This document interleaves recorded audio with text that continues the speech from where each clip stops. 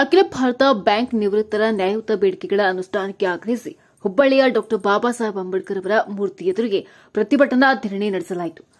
ಅಖಿಲ ಭಾರತ ಬ್ಯಾಂಕ್ ನಿವೃತ್ತರ ಒಕ್ಕೂಟ ಹಮ್ಮಿಕೊಂಡ ಪ್ರತಿಭಟನಾ ಧರಣಿಯನ್ನ ಜ್ಯೋತಿ ಬೆಳಗಿಸುವುದರ ಮೂಲಕ ಉದ್ಘಾಟಿಸಿ ಚಾಲನೆ ನೀಡಲಾಯಿತು. ತಕ್ಷಣ ನಿವೃತ್ತ ವೇತನ ಪರಿಷ್ಕರಣೆ ಮಾಡಲೇಬೇಕು, ನಿವೃತ್ತಿ ವೇತನ ಪರಿಷ್ಕರಣೆ ನಮ್ಮ ಹಕ್ಕು ಎಂಬ ಘೋಷಣೆಗಳೊಂದಿಗೆ ಪ್ರತಿಭಟನಾಕಾರರು ಆಕ್ರೋಶ ವ್ಯಕ್ತಪಡಿಸಿದರು.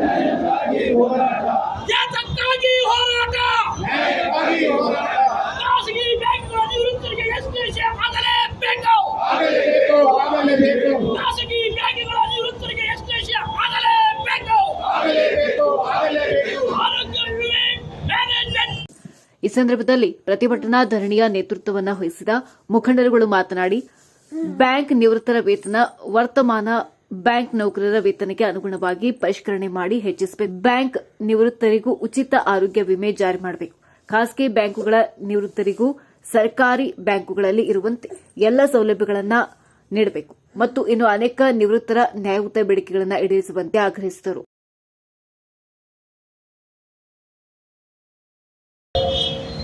ಅದಕ್ಕೆ ಬಾಳ ಹುರುಪ್ನಾಗ ನಮ್ಗೆ ಏನ್ ಕೆಲಸ ಐತ್ರಿ, ಮನ್ಯಾಗ ಹೋದ್ರೆ ಏನ್ ಮಾಡೋರು ನಮ್ಮ ಆರ್ಥಿಕ ಒಳಗೆ ಕರ್ಕೊಳ್ಳೋರಲ್ಲ.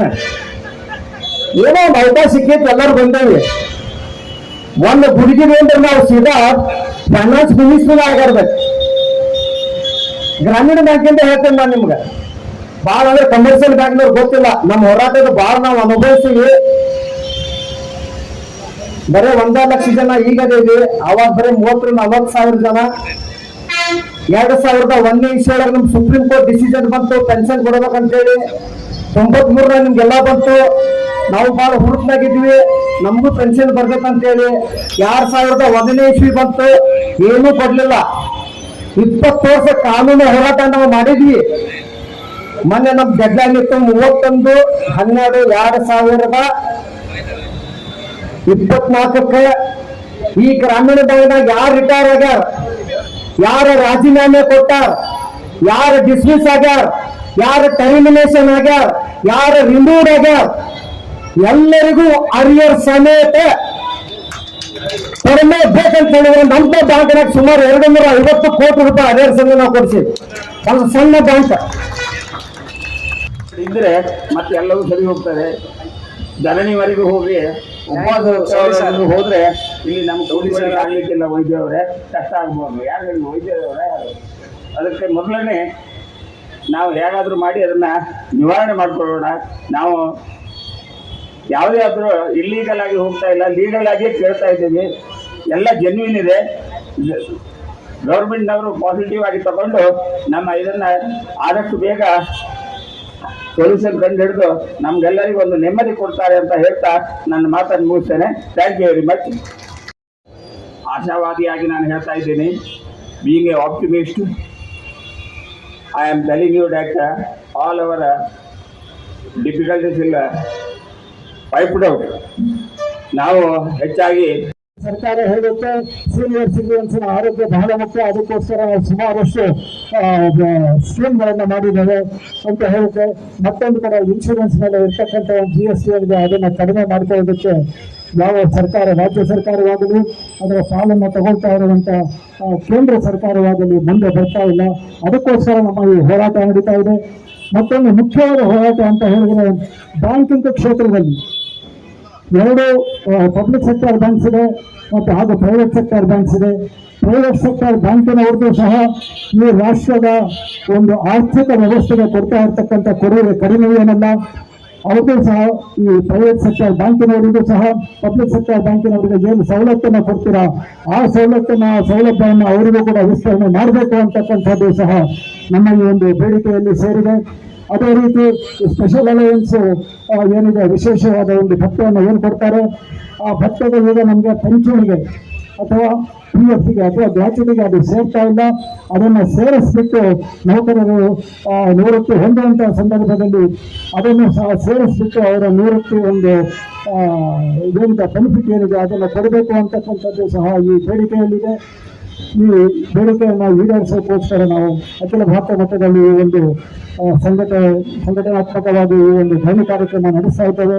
ತಾವೆಲ್ಲರೂ ಬಂದಿದ್ದೀರ ಈ ಒಂದು ಕಾರ್ಯಕ್ರಮ ಯಶಸ್ವಿಗೊಳಿಸೋದಕ್ಕೆ ತಮ್ಮೆಲ್ಲರಿಗೂ ಧನ್ಯವಾದ. ಕಾಳಜಿ ವಹಿಸಿ ನಮ್ಮನ್ನು ಇಷ್ಟು ದೂರವಾಗಿ ನಾವು ರಸ್ತೆಯಲ್ಲಿ ಕೂಗಾಡುವಾಗೆ ಮಾಡಿದಾರಲ್ಲ, ಅದು ನಮ್ಮ ದುರಂತ ಅಂತ ನಾನು ನಿಮ್ಮಲ್ಲಿ ಹೇಳ್ಬಯಸ್ತೀನಿ.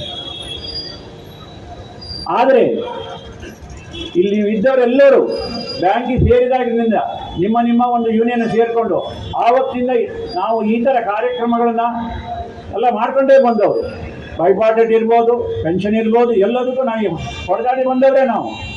ಆದರೆ ರಿಟೈರ್ ಆದಮೇಲೆ ಕೂಡ ಎಲ್ಲರೂ 70-75 ವರ್ಷ ಆದರೂ ಕೂಡ ಇವತ್ತಿಗೂ ನಾವು ಇದಕ್ಕೋಸ್ಕರ ಹೊಡೆದಾಡ್ತಿದ್ದೀವಿ. ನಮ್ಮ ಇದಕ್ಕೆ ಯಶಸ್ಸು ಬಂದೇ ಬರ್ತದೆ, ಇದು ಮುಂದುವರಿತದೆ, ಇದು ಮುಂದುವರಿಲಿ, ಚೆನ್ನಾಗಾಗಲಿ ಅಂತ ಹೇಳಿ ನಾನು 2 ಮಾತು ಇನ್ಫಾರ್ಮೇಶನ್ ಕೊಡ್ಲಿಕ್ಕೆ ಆಗಲ್ಲ. ಕೆಲವು ವಿಷಯಗಳಲ್ಲಿ ಇಂಥ ಸಭೆಯಲ್ಲಿ ಮಾತ್ರನೇ ಹೇಳಬೇಕಾಗುತ್ತದೆ ಅಂತ ಹೇಳ್ತಾ ಇದ್ವಿ. ಒಂದು ವಿಷಯ ಹೇಳಬೇಕಾಗಿದ್ರೆ,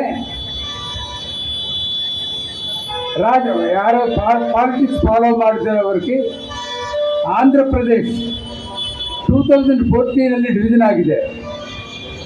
ಈಗ ಮೊನ್ನೆ ಸಭಾ ಪ್ರಾರಂಭವಾಗಿ ವಿಶ್ವಶಾಂತಿವಾಗಿ 1 ನಿಮಿಷ ಸೈಲೆನ್ಸ್ ಅಬ್ಸರ್ವ್ ಮಾಡಿದರು. ಮೊನ್ನೆ ಡಿಸೆಂಬರ್ 26 ನಮ್ಮ X prime minister Manmohan Singh ಅವರು ತೀರ್ಕೊಂಡರು. ಅವರಿಗೆ ನಿವಾಳಿಗಳು. ಈಗ ಅವರ ಪ್ರಸ್ತಾವನೆ ಯಾಕಂತ, ಆಂಧ್ರ ಪ್ರದೇಶ 2014 ಡಿವಿಷನ್ ಆಗಿದೆ. ಆಂಧ್ರ ಪ್ರದೇಶ, ತೆಲಂಗಾಣ ನಿಮ್ಮೆಲ್ಲರಿಗೂ ಗೊತ್ತು. ಅಂಥ ಸಮಯದಲ್ಲಿ ಆಂಧ್ರ ಪ್ರದೇಶ ಇಂಜಸ್ಟಿಸ್ ಆಗ್ತಾ ಇದ್ದಂತ ಸೋನಿಯಾ ಗಾಂಧಿ ಅವರು ಪ್ರೈಮ್ ಮಿನಿಸ್ಟರ್ ಮನಮೋಹನ್ ಸಿಂಗ್ ಅವ್ರಿಗೆ ಹೇಳಿದರು, ಆಂಧ್ರ ಪ್ರದೇಶಕ್ಕೆ ಯಾವುದನ್ನು ಮಾಡಿರಿ ಅಂತ. ಅವರು ಒಂದು ಎಶ್ಯೂರೆನ್ಸ್ ಕೊಟ್ಟಿದ್ದರು ಆಂಧ್ರ ಪ್ರದೇಶ ಅವರಿಗೆ. ಸ್ಪೆಷಲ್ ಸ್ಟೇಟಸ್ ಆಫರ್ ಮಾಡ್ತಾ ಇದ್ದೀವಿ ಆಂಧ್ರ ಪ್ರದೇಶಕ್ಕೆ ಅಂತ ಎಶ್ಯೂರೆನ್ಸ್ ಕೊಟ್ಟಿದ್ದರು. ಎಲ್ಲಿ ಕೊಟ್ಟಿದ್ರು assurance? Parliament, the highest house of democracy in India, that is the parliament. Before the parliament, none other than the prime minister has given an assurance that special status will be given to Andhra Pradesh. ಯಾವಾಗ ಹೇಳಿದ್ರು ಆ ಮಾತ?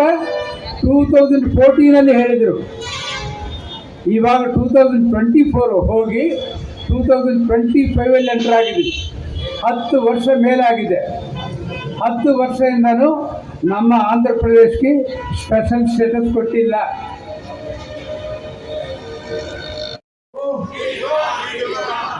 Dialogue with UFBRO. Measures to be reckoned to with basic pay. Measures to be reckoned with basic pay.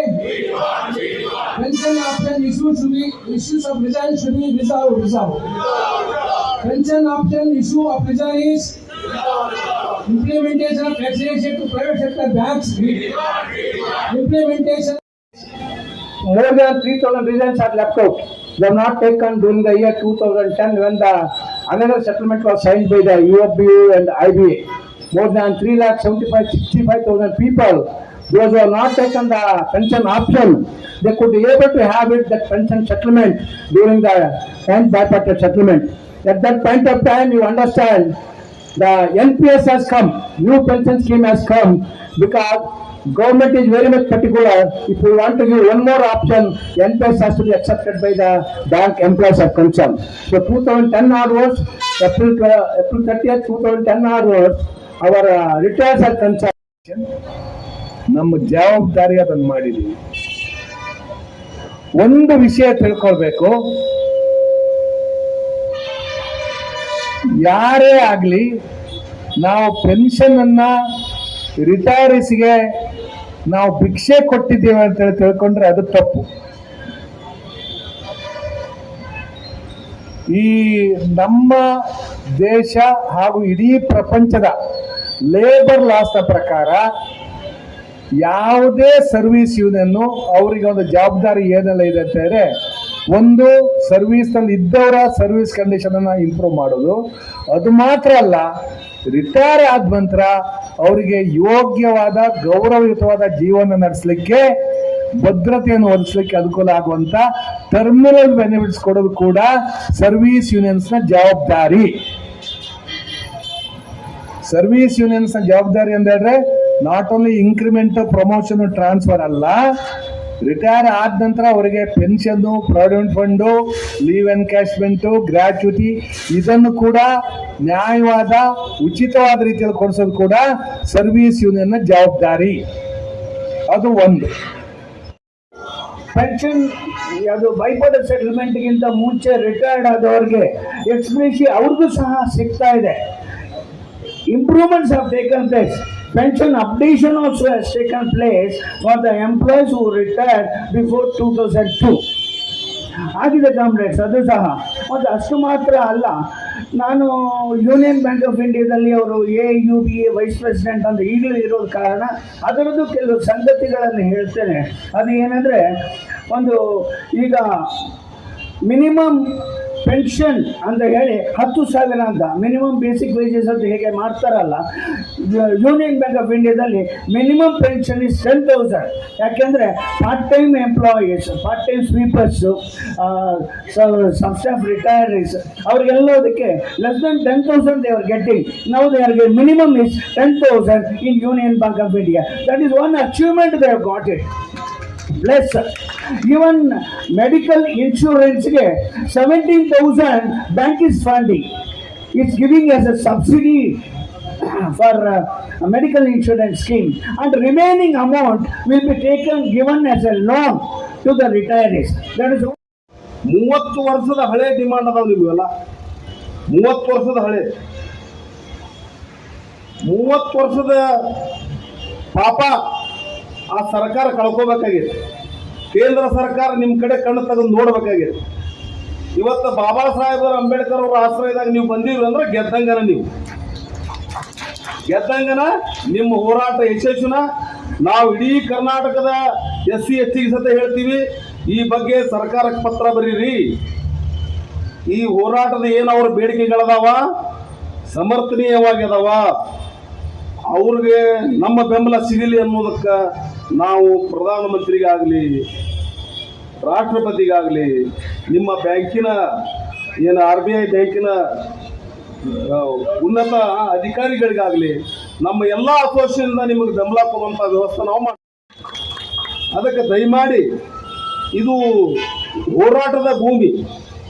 ಈ ಭೂಮಿ ಒಳಗೆ ನಾವು ಏನೋ ಮಾಡಿದ್ರು ಯಶಸ್ವಿ ಕಂಡೀವಿ, ಮತ್ತು ನೀವು 100ಕ್ಕೆ 100 ಯಶಸ್ವಿ ಕಾಣ್ತೀರ ಅನ್ನೋ ಭರವಸೆ ನಮಗಿದೆ. ಮತ್ತು ನಮ್ಮ ಎಲ್ಲ SC ST ಅಸೋಸಿಯೇಷನ್ದಾಗಲಿ, ನಮ್ಮದಾಗಲಿ ಎಲ್ಲ ಸಂಘ ಸಂಸ್ಥೆಗಳ ಬೆಂಬಲ ನಿಮಗಿದೆ. ಈ ಮೂಲಕ ನಾವು ನಿಮಗೆ ಘೋಷಣೆ ಮಾಡ್ತೀವಿ. ಅದಕ್ಕೆ ನಾವು ಇಲ್ಲಿ ಹೇಳೋದು ಒಂದೇ,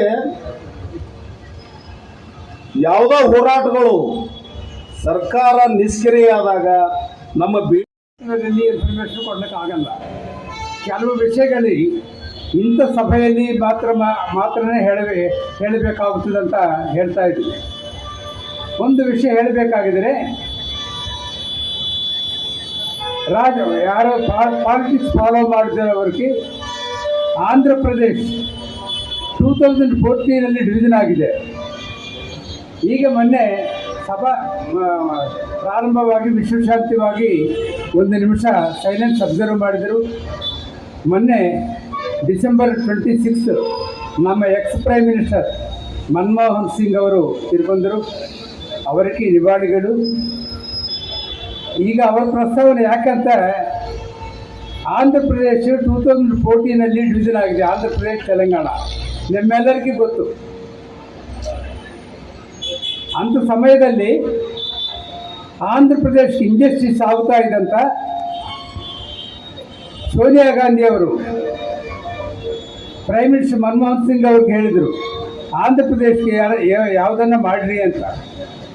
ಅವರು ಒಂದು ಎಶ್ಯೂರೆನ್ಸ್ ಕೊಟ್ಟಿದ್ದರು ಆಂಧ್ರ ಪ್ರದೇಶ ಅವರಿಗೆ.